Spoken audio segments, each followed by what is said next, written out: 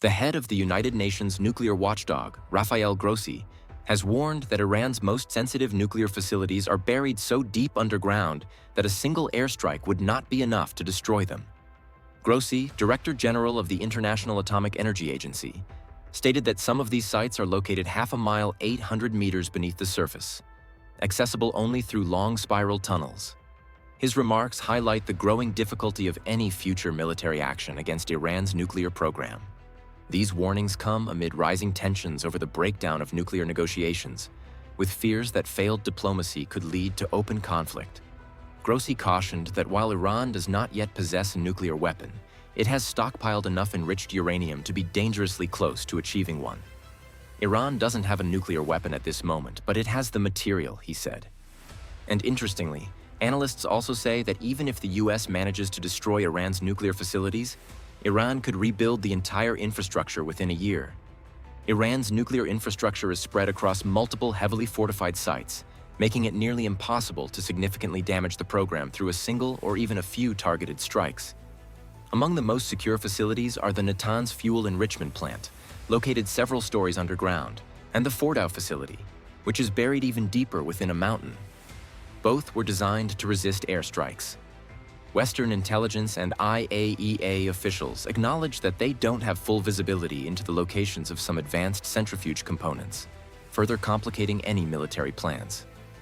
Analysts believe that while Israel could conduct a limited strike, such an operation would require numerous sorties and would need to overcome Iran's layered air defenses, including Russian-supplied S-300 missile systems.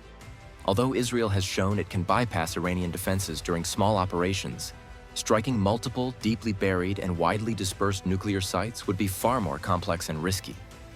Israel does have 5,000-pound bunker buster bombs, but experts argue these would not be enough to destroy ultra-deep facilities like Fordow.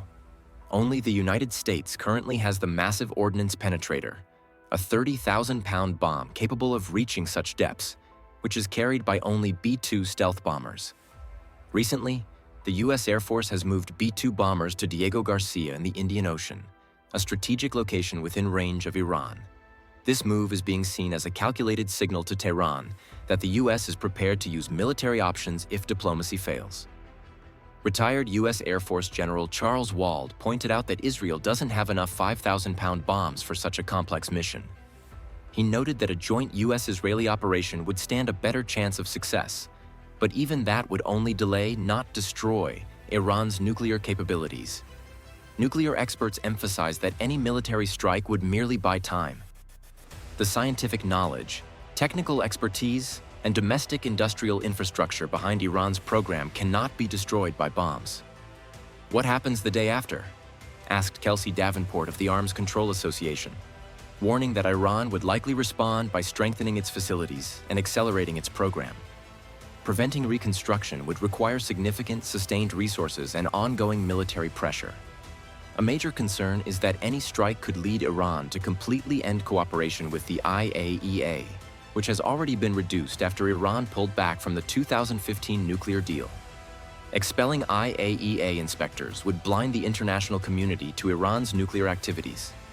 Ali Shamkhani, a senior advisor to Supreme Leader Ayatollah Ali Khamenei, recently warned that continued threats could force Iran to take such drastic steps. Experts compare this situation to North Korea, which expelled IAEA inspectors before eventually building and testing nuclear weapons. James Acton of the Carnegie Endowment for International Peace warned that bombing Iran might actually speed up its push for a bomb. If you bomb Iran, Iran is going to almost certainly, in my judgment, chuck out international inspectors, make a dash for the bomb, he said. The risks of miscalculation are extremely high. The Middle East is already facing multiple crises, from the Gaza conflict and Hezbollah tensions in Lebanon to Houthi missile attacks in the Red Sea.